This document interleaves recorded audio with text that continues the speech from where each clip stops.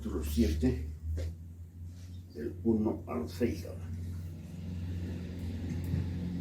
Dice así: no juzguéis para que no seáis juzgados, porque con el juicio con que juzgáis seréis juzgados, y con la medida con que medís os será medido. ¿Y por qué miras la paja que está en el ojo de tu hermano, y no echas de ver la viga que está en tu propio ojo? ¿O cómo dirás a tu hermano, déjame sacar la paja de tu ojo, y he aquí la viga en el ojo tuyo? Hipócrita, saca primero la viga de tu propio ojo, y entonces verás bien para sacar la paja del ojo de tu hermano. No deis lo santo a los perros, ni echéis vuestras perlas delante de los cerdos, no sea que las pisoteen y se vuelvan y os despedacen. Amén. Te pedimos, Padre bendito, que nos enseñes tu palabra. Al terminar esta sección del Sermón del Monte, danos entendimiento, Señor amado.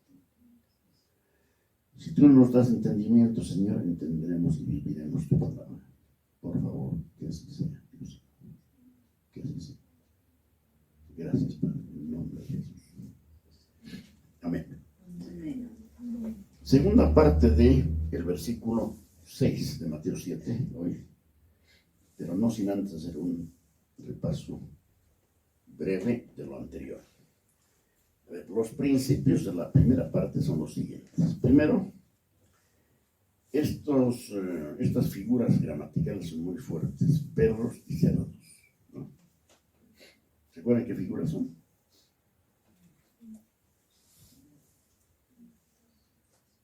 Perros y cerdos está refiriéndose a hombres, seres humanos, ¿no? Entonces dice que han llegado al extremo de odiar a Dios y odiar todo lo que es de Él, y obviamente odiar su palabra, ¿no? Luego hemos recibido el consejo de no ser hipercríticos, pero sí ser críticos, ¿no? Ser crítico es muy bueno. Ser hipercrítico ya conlleva una mala actitud del corazón. Entonces Dios nos manda: no sean hipercríticos, sean críticos, o sea, disciernan todo lo que oyen y lo que ven. Hay que discernir, porque no todo lo que se oye es del Señor. Entonces hay que discernir por la Escritura y discernir por el Espíritu Santo. Entonces yo sé lo que estoy oyendo por la Escritura, que conozco, y por el ministerio interior del Espíritu Santo. ¿Qué les parece? Luego el Señor dijo: hay un trato diferente en la persona de Cristo y sus apóstoles, dependiendo de los tipos de personas con los que ellos se encontraron, ¿no? Por ejemplo, trató de diferente manera a un Pilatos que a un Herodes, dos autoridades no creyentes. Pero el primero, Pilatos, hizo una pregunta por lo menos respetuosa, ¿no? ¿Eres tú el Cristo? Y el Señor le contestó: tú lo dices. Herodes fue con una actitud muy despectiva, ¿no? Pidiendo al Señor que haga unas señales, ¿no? Como si fuera un payaso, ¿no? Señor, algunas señales. Siempre quería verte para que hagas algo delante de mí. Y Jesús no le contestó palabra. ¿Okay? Luego, en este primer principio está no testificar de manera mecánica. O sea, todo repetido, todo de memoria. No hagamos eso. Bueno, hasta aquí tenemos 3 advertencias de hacer algo no mecánicamente. ¿Se acuerdan de las 2 anteriores? Esta sería la tercera. No juzguéis. No, la primera es: no lean la Biblia mecánicamente. ¿Cómo es eso? Cumplir un número de capítulos diarios y leer a cierta velocidad y terminar, sin discernir, sin apreciar la palabra, sin zambullirse en la Escritura. O sea, sin corazón, pues, no, eso es mecánico, frío, seco. La otra, ¿se acuerdan? No hagan mecánicamente, ¿qué? Orar. no oren mecánicamente. ¿Quiénes oraban mecánicamente? ¿Se acuerdan? En los tiempos del Señor. Los fariseos. Ellos oraban repetitivamente en las esquinas de las plazas, de las calles, y para que los vean los hombres. Esa es una total hipocresía, ¿no? Entonces el Señor dice, no lean la Biblia mecánicamente, no oren mecánicamente, y ahora no den testimonio, o sea, no evangelicen mecánicamente, que sería repetir lo que yo tengo ya guardado en mi memoria. No, hay que discernir qué clase de persona tenemos delante, qué tipo de personas. ¿Ya? Luego, el otro principio, hermanos, el segundo que hemos visto, es junto con distinguir entre tipos de personas, saber cómo presentar la palabra a cada uno. Entonces, hay que ver en la misma escritura cómo se presenta el evangelio a las diferentes personas. A ver, un ejemplo así de dos extremos. ¿Cómo presentó su palabra el Señor a los fariseos, escribas? Durísimo, ¿no? Llegó a decirles, hipócritas, hijos del diablo, ¿quién los librará de la condenación del infierno? En cambio, a la mujer que fue sorprendida en el acto del adulterio, le dijo, ¿dónde están los que te condenan? Ella dijo, no están, Señor. Nadie me condena. Jesús le dijo, yo tampoco te condeno. Vete y no peques más. Miren esa ternura, hermano, con una mujer que había pecado. O sea, no cambió el mensaje, pero el trato, la forma de presentar fue diferente. Tienes que hacer eso. Luego, hermano, hemos visto sin viga en el ojo. Esto para todos, ¿no? Sin viga en el ojo. Habiendo sacado la viga en el ojo, estaremos libres de la hipercrítica y desearemos ayudar y servir. Por ejemplo, sacar la paja del ojo de un hermano, la paja, es un servicio. Es un servicio.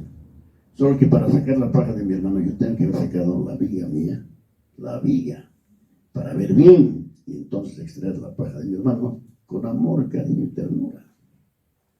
Es la enseñanza, hermanos, del Sermón del Monte. Luego, en tercer lugar, vimos cuidar el método, la forma en que presentamos la palabra a las personas. Aquí, no dar lugar a que las personas blasfemen el nombre del Señor. Esa es la idea, ¿no? Si van a blasfemar, que sea por ellos, no por ti, predicador. No por ti, cristiano, que llevas el evangelio a las personas. Si van a blasfemar, van a blasfemar por ellos mismos, no porque tú o yo se lo hayamos provocado. Imagínense que suba de tono un oyente, rechazando el evangelio. Yo no puedo subir de tono para presentar, no puedo subir en su forma de actuar, ¿no? ¿Entienden, hermanos? Muy bien. Luego, la ofensa debe ser, dice este consejo, la ofensa de la cruz. O sea, del mensaje de la cruz. Esa es la ofensa. La ofensa no puede ser nuestra. A ver, Gálatas 5:11. Aquí termina el repaso de la anterior semana. Gálatas 5:11. Pablo dice, y yo, hermanos, si aún predico la circuncisión, ¿por qué padezco persecución todavía? Pregunto. En tal caso, se ha quitado el tropiezo de la cruz. Hermanos, si Pablo hubiera predicado la circuncisión, todos los judíos habrían estado felices, porque ellos amaban sus doctrinas. La circuncisión no servía para nada, pero ellos las amaban estas doctrinas. Entonces, hermanos, dice, en tal caso se ha quitado el tropiezo de la cruz. Quitar al mensaje del evangelio el tropiezo de la cruz es una ofensa terrible al Señor, porque el evangelio en sí mismo conlleva ofensa a los oyentes. Conlleva ofensa, pues, porque nos dice lo que somos. ¿De acuerdo? Entonces, nadie puede quitar el tropiezo de la cruz impunemente. Suavizar, ¿no? Dios es todo amor y amor y amor, nada más, tranquilo tú. No. No es solo amor, es amor, pero también es fuego consumidor. Muy bien. Hay que presentar a las personas la necesidad de la salvación.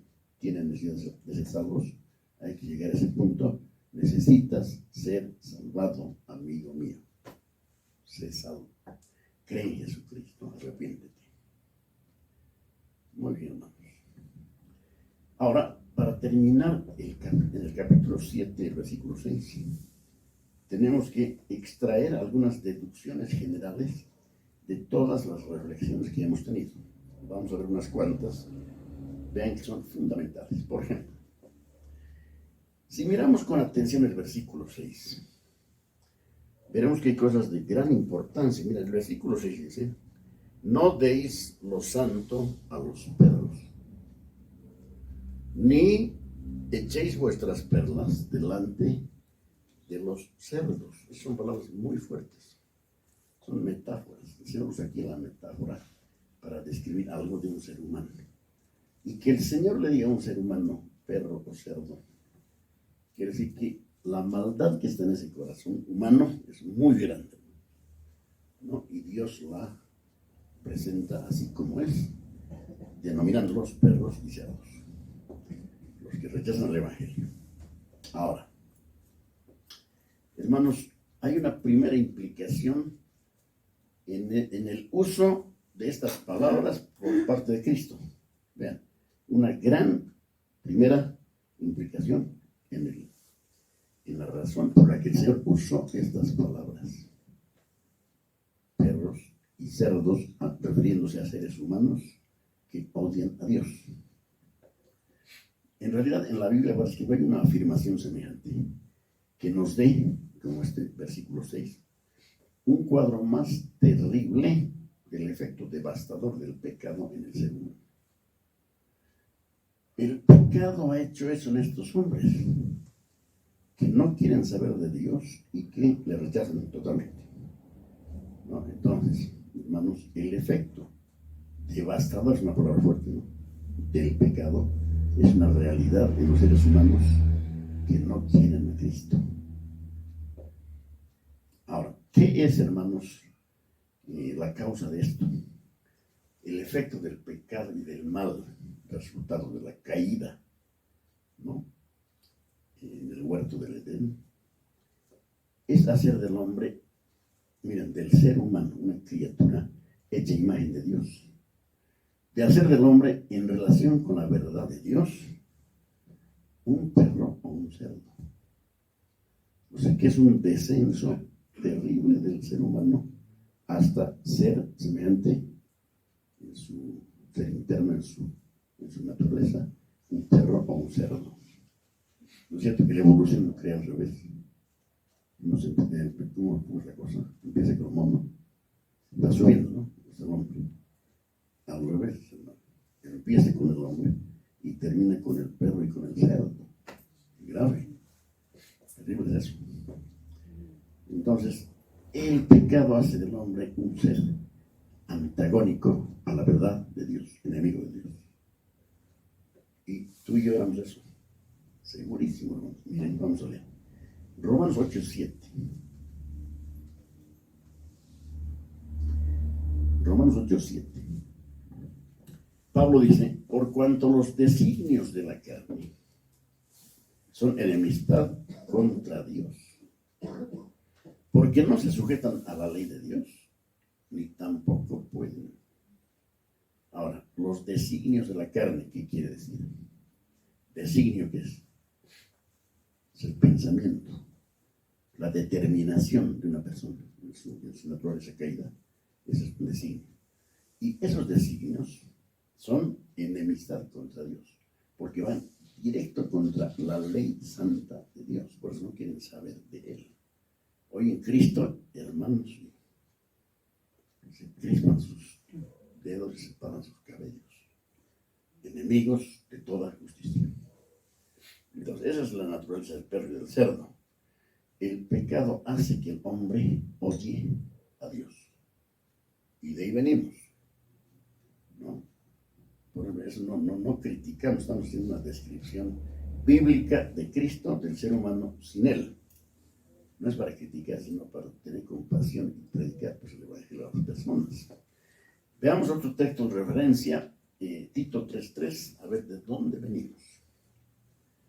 Tito 3:3.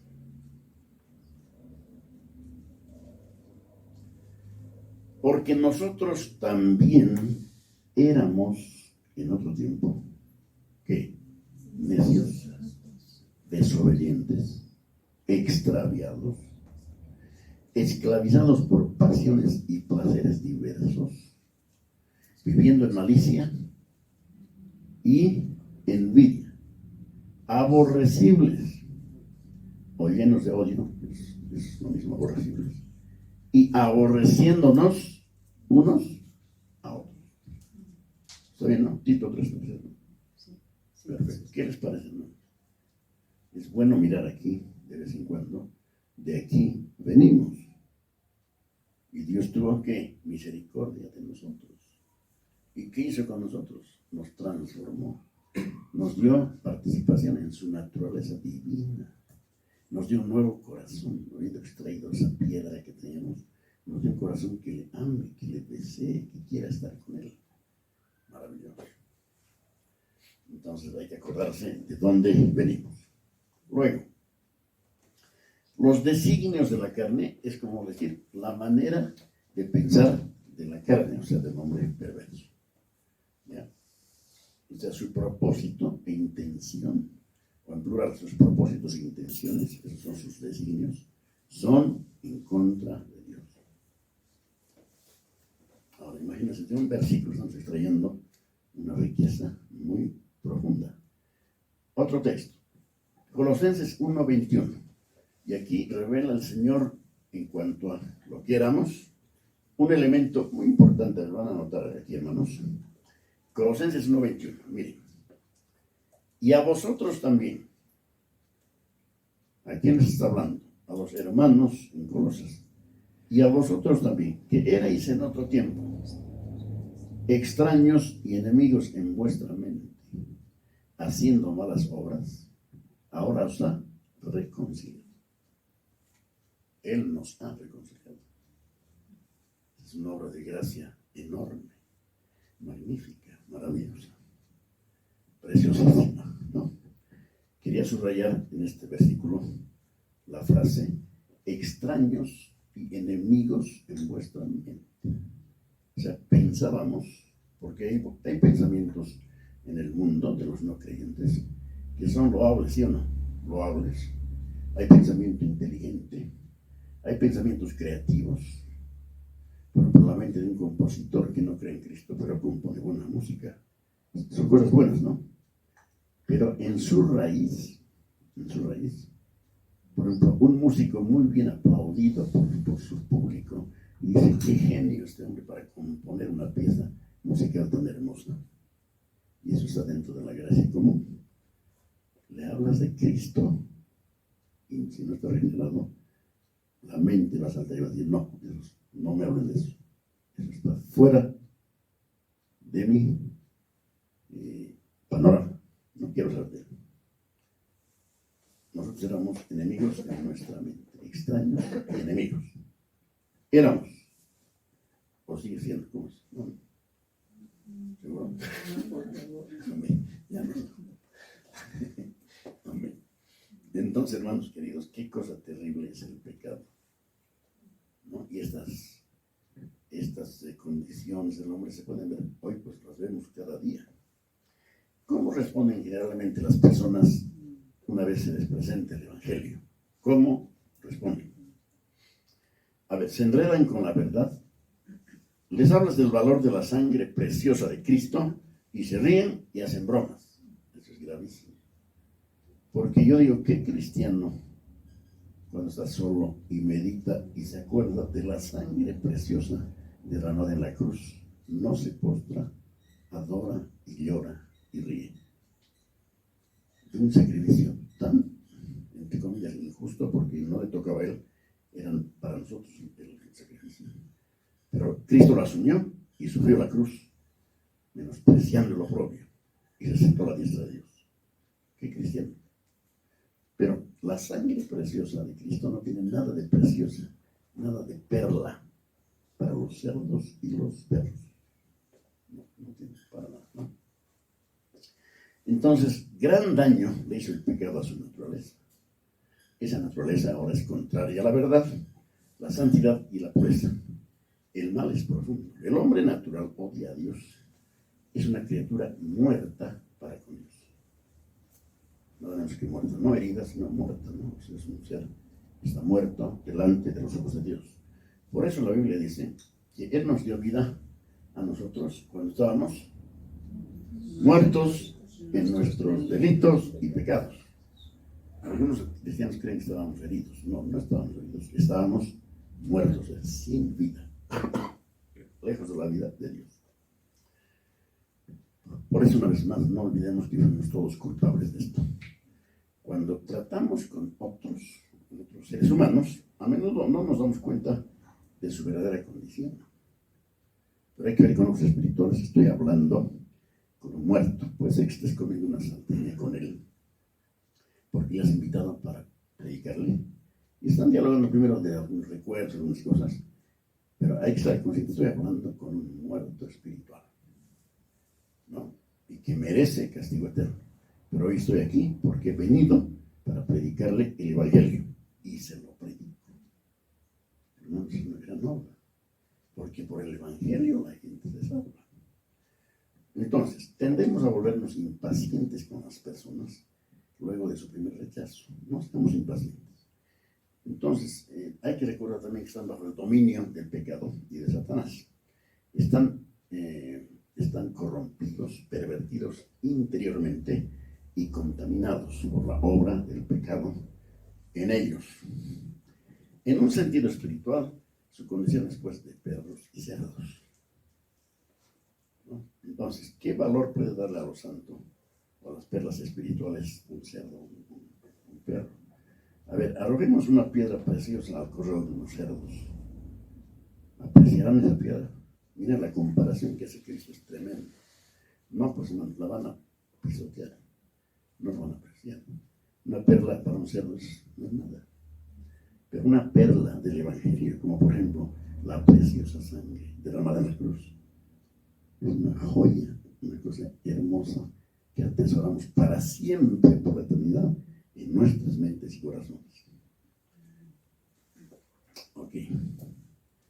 Entonces, comencemos dándonos cuenta de esto, recordando esto, viendo que estamos hablando con un cadáver espiritual, para que hagamos con compasión lo que el Señor hizo con nosotros por compasión también. Nos encontró muertos y nos dio vida. Tengamos el mismo espíritu y mente en nosotros, entendiendo que ellos no pueden evitar como son, no pueden cambiar lo que son. El hombre nada puede ser a su favor, no hay posibilidades. Necesitan una nueva naturaleza, un nuevo corazón. Deben nacer de nuevo. Porque el que no nace de nuevo no puede ver el reino de Dios. Ahora, ¿es el sermón del monte solo una enseñanza legal para unos judíos en el futuro? Esto lo hemos visto en los primeros sermones sobre el sermón del monte. Los primeros, miren la pregunta una vez más. ¿Es el sermón del monte solo una enseñanza legal para unos judíos en el futuro? ¿Es una presunción o un deseo de muchos evangélicos que piensan así? La respuesta es jamás. Debemos desechar esa sugerencia, ¿no? Aquí tenemos la doctrina que conduce directamente a la gracia de Dios. La doctrina de Cristo conduce a los perros y cerdos y a todos los seres humanos sin Cristo a la gracia de Dios. De muertos en transgresiones y pecados pasan a recibir vida.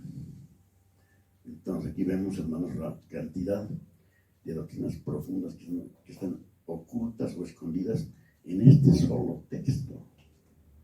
Versículo 6, hermanos, hay cosas ahí profundas. Ahora hay un segundo aspecto, miren, de perros y cerdos en Mateo 7:6. Y es la naturaleza de la verdad. Por ejemplo, lo vimos en cierta medida, pero vamos a hacer una referencia ahora. La verdad es muy variada. Van a ver en qué sentido. y la verdad tiene una plenitud.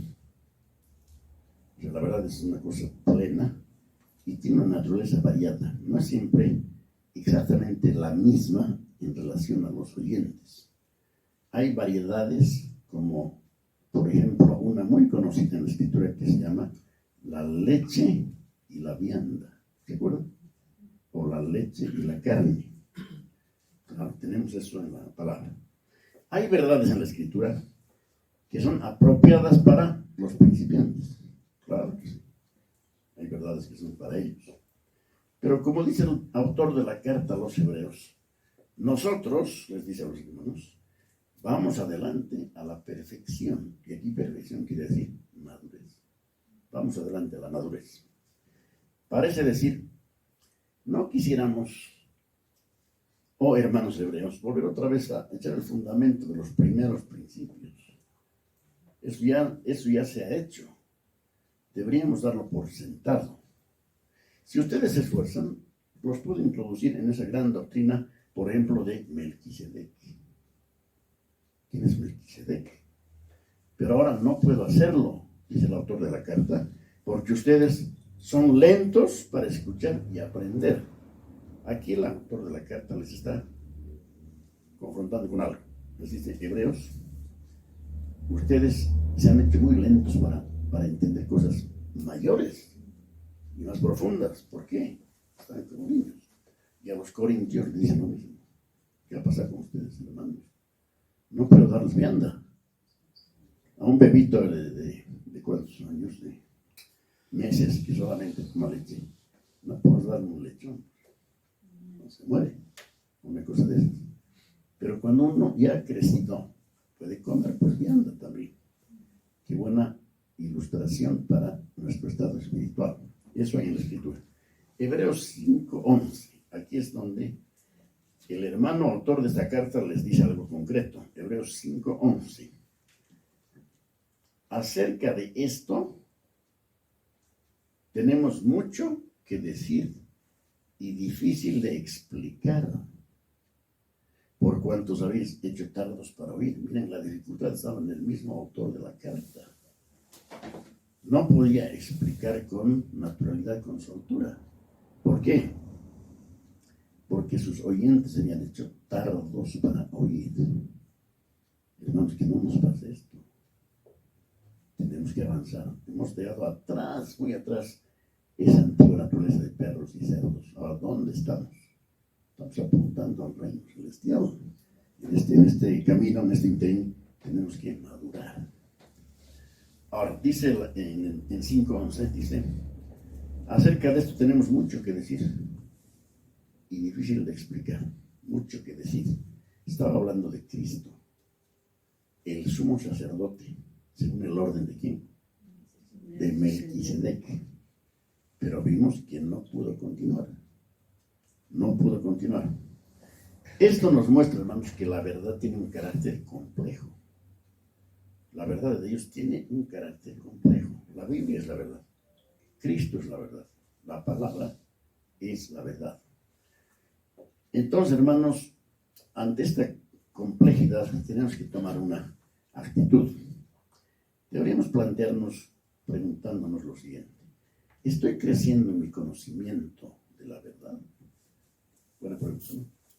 ¿Estoy creciendo en mi conocimiento de la verdad? O es bueno, por ejemplo, este año compararlo con el anterior. ¿He crecido este año? ¿Estoy más crecido que el anterior?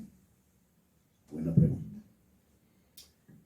Ahora, tenemos que llegar a la perfección. Y perfección aquí es madurez. Siento que voy pasando, por así decirlo, de la carta a los Gálatas a la carta a los Efesios, por ejemplo. Porque en un sentido, Gálatas es más sencillo, ¿no? 6 capítulos. Pero Efesios, hermanos, Efesios sí es una cosa más alta. Entonces, tengo la facilidad en el Señor de comprender cada vez más cosas de Efesios. Voy entrando a estas verdades más profundas. Estos son tesoros para los hijos de Dios. Un perro chancho, espiritualmente hablando, no recibe absolutamente nada de esto. No entiende nada, está muerto. Pero un cristiano que no entiende esto, entonces no debemos entender. Vamos a ir un ratito a Efesios 1. Hay ciertos secretos en la Biblia que solo pueden apreciar los hijos de Dios. Leamos la introducción a la carta a los Efesios. En los primeros 10 versículos, miren, hermanos, vamos a recordar. ¿Se acuerdan que hemos aprendido de memoria Efesios? Toda la carta. Bueno, ahora miren, 10 versículos. A ver, aquí voy a leer. Ustedes siguen en la pantalla. O sea, Efesios 1, 1 al 10. A ver, dice así. Pablo, apóstol de Jesucristo, por la voluntad de Dios, a los santos y fieles en Cristo Jesús que están en Éfeso. Gracias y paz a vosotros, de Dios nuestro Padre y del Señor Jesucristo. Ahora sí, hermanos, miren, nos acusamos los cinturones, porque aquí viene una perla tremenda de doctrina. Bendito sea el Dios y Padre de nuestro Señor Jesucristo, que nos bendijo con toda bendición espiritual en los lugares celestiales en Cristo, según nos escogió en Él antes de la fundación del mundo, para que fuésemos santos y sin mancha delante de Él, en amor, habiéndonos predestinado para ser adoptados, ¿qué? Hijos suyos, por medio de Jesucristo, según el puro afecto de su voluntad, para alabanza de la gloria de su gracia, con la cual nos hizo aceptos en el amado, en quien tenemos que redención por su sangre, el perdón de pecados según las riquezas de su gracia, que hizo sobreabundar para con nosotros en toda ¿qué? Sabiduría e inteligencia, dándonos a conocer ¿qué? El misterio. ¿Qué misterio? De su voluntad, según su beneplácito, el cual se había propuesto en sí mismo de reunir todas las cosas en Cristo en la dispensación del cumplimiento de los tiempos. ¿Qué cosas? Las que están en los cielos, como los que están en la tierra. Bueno, ahí acaba el 10. ¿Se dan cuenta? Bueno, ya hemos tocado unos asuntos, pero maravillosos. A ver, piensa un momento. Creyente en Cristo, que Dios te ha escogido antes que tú dejes de existir, antes. Claro, como Él conoce todo, te conoció y te escogió, ¿no? Y dijo, lo escojo.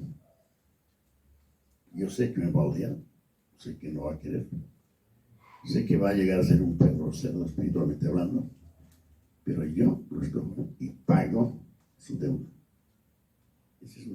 Es una perla, hermanos, de gran precio. O sea, estamos en estas cosas. Y estas cosas, hermanos, nos llegan a sacudir tremendamente. En llanto, gratitud y risa también, porque es una gran noticia por toda eternidad. Bueno, eso por ejemplo. Entonces, las personas espiritualmente ignorantes quizá arguyan acerca de las doctrinas del llamamiento y elección de Dios, en temas como estos, sin entender esos asuntos para nada. Pero si nosotros crecemos en gracia, estas doctrinas se volverán cada vez más valiosas. Son secretos que se da solo a los que pueden recibirlos. Pablo no pudo darles a los corintios, el autor de los Hebreos no pudo darles lo que hubiera querido darles. ¿Por qué? Porque en la audiencia había infantilismo, niñas, todavía, ¿no? Pero hermanos, estos secretos se dan a los que pueden recibirlos. Y escuchen esto que dice el Señor, especialmente en el libro de Apocalipsis: el que tenga oídos para oír, oiga. No da temor a esa expresión. Pregunta, ¿tienes oídos? ¿Tenemos oídos? Amén. Si tienes discípulos espirituales, sí, entonces oye. Oye lo que el Espíritu está diciendo a las iglesias, lo que el Espíritu dice a las iglesias. Entonces, Entonces, hermanos, si percibimos que algunas de estas exposiciones poderosas de la verdad, que son las epístolas, no nos comunican nada, examinémonos a nosotros mismos y preguntémonos si quizá no estamos creciendo, por qué no estamos creciendo y por qué no podemos penetrar en estas verdades. El consejo, según hemos avanzado hasta donde hemos llegado del Sermón del Monte, siempre nos lleva: examínense. Háganse un examen personal, ¿no? Yo personal con Dios, examínense. Y después como cuerpo nos colaboramos todos. Muy bien. Entonces a los niños les dice: vamos a la perfección. ¿Qué es perfección? Madurez. Tratemos de desarrollar el apetito por estos aspectos más profundos de la verdad. Ahora, vayamos a Hebreos 6:1 y notemos estas palabras, hermanos, tan tremendas del autor de la carta. Hebreos 6:1. Por tanto, escuchen esto, por tanto, o sea, por todo lo anteriormente dicho, quiere decir, dejando ya que los rudimentos de la doctrina de Cristo, vamos adelante a la perfección. ¿Qué es perfección?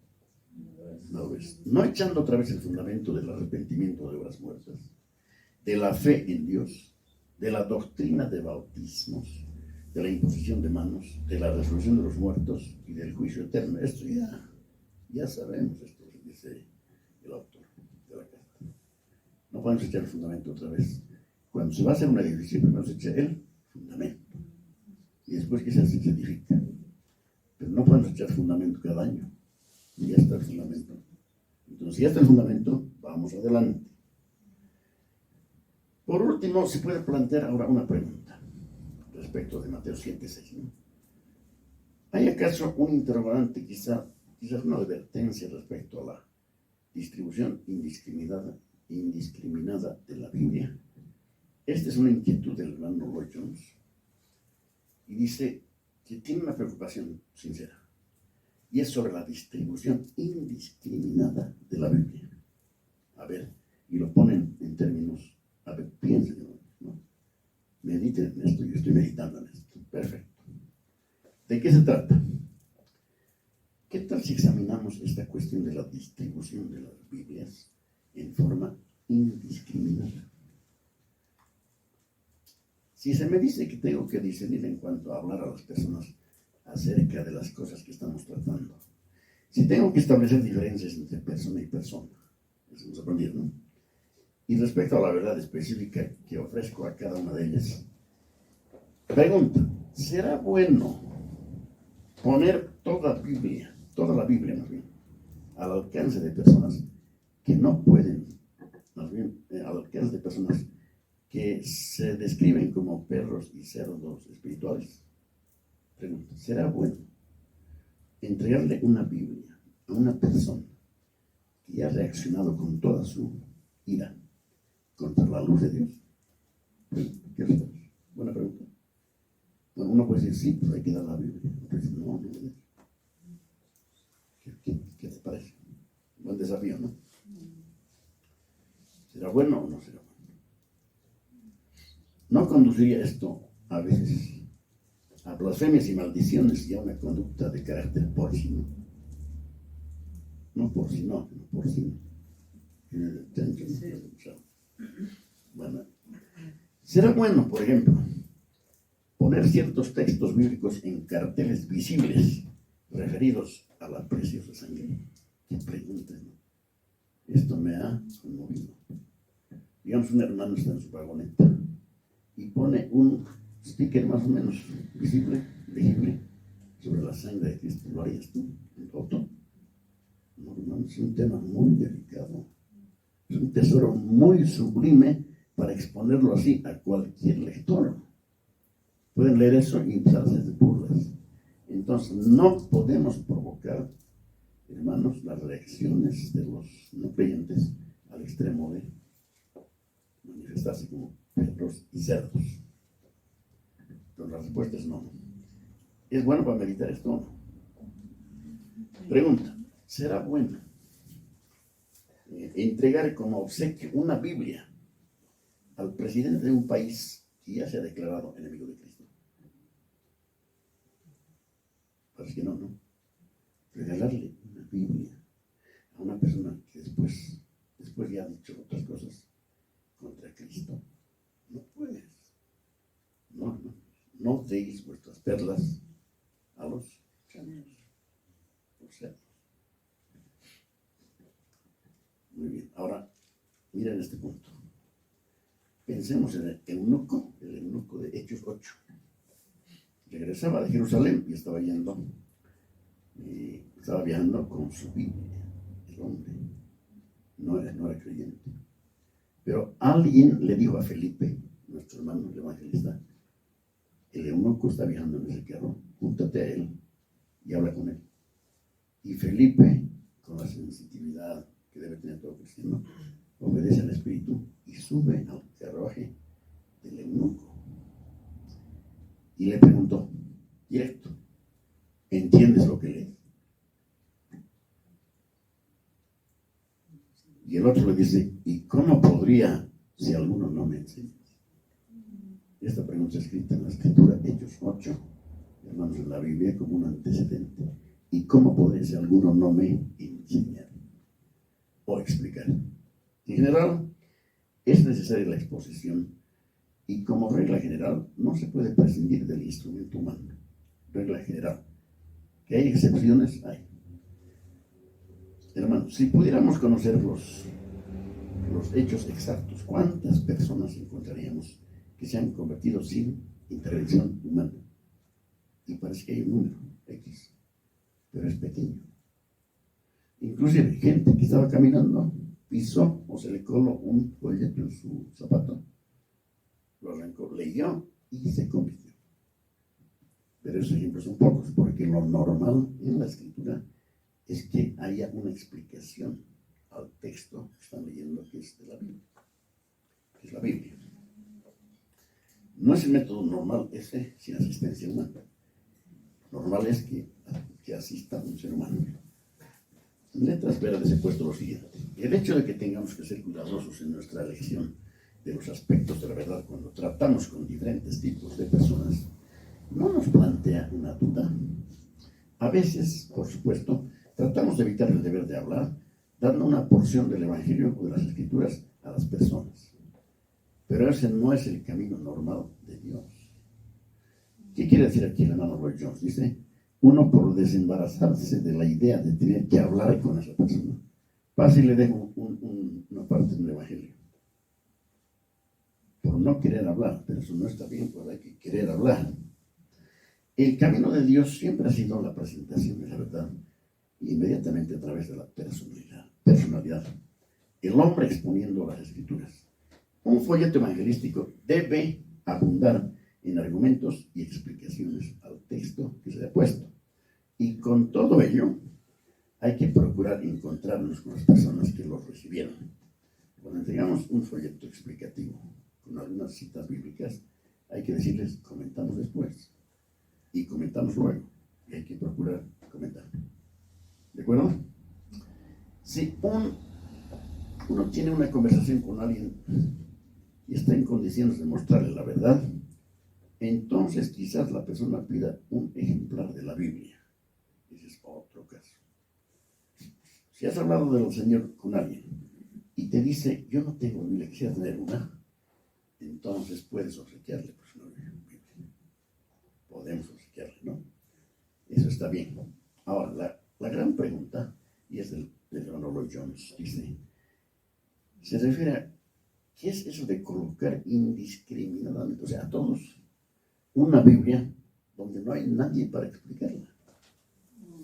No, digamos, una persona viaja a un país, llega a un hotel, abre el veladorcito, una Biblia, lee un poco, no hay quien le explique. Eso, dice él, no está bien, porque está escrito, no deis vuestras perlas a los cerdos. ¿Qué les parece, hermanos?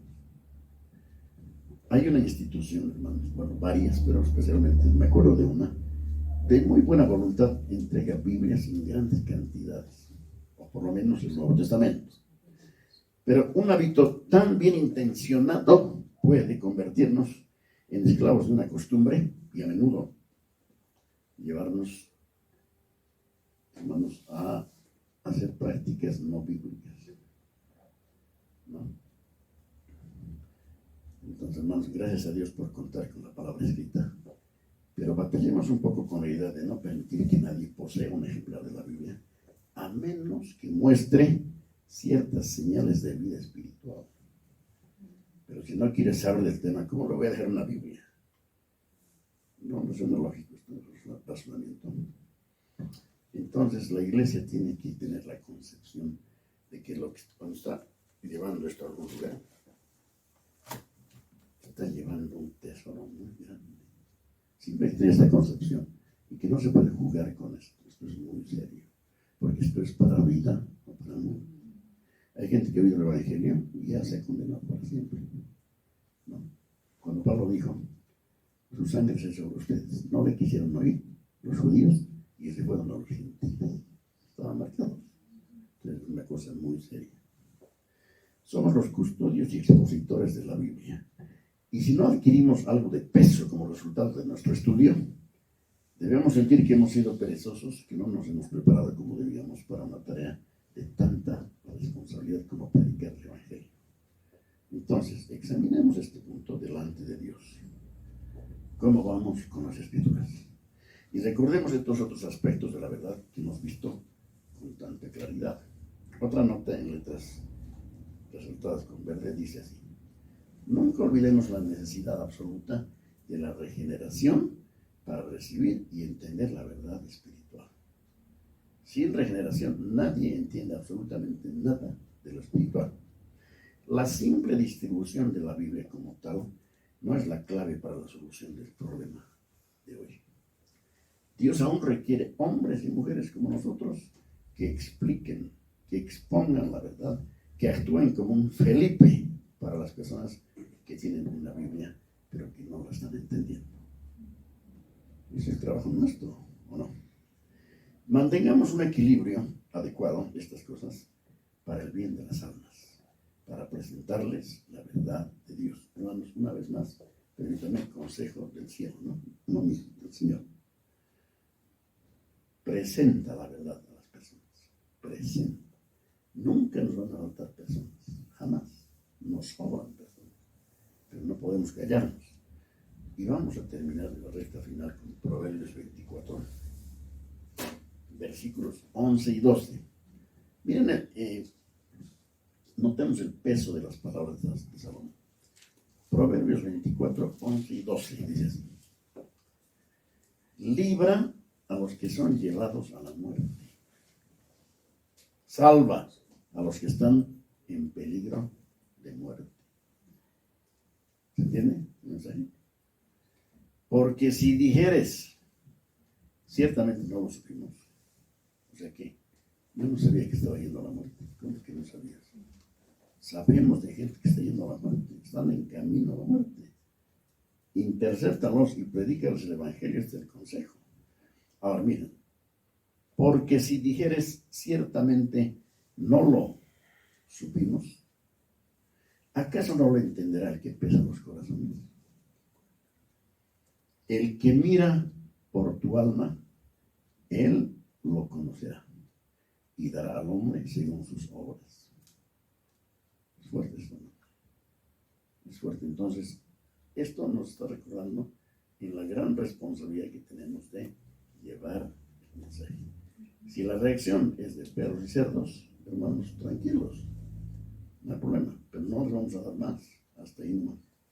¿Quién nos va a dar el discernimiento para saber delante de quiénes estamos? Es el Espíritu Santo. Amén. Amén, hermanos. Ahí hemos terminado con el versículo 7 y continuamos con el sermón. Falta ya un poco, unos cuantos sermones más. La gracia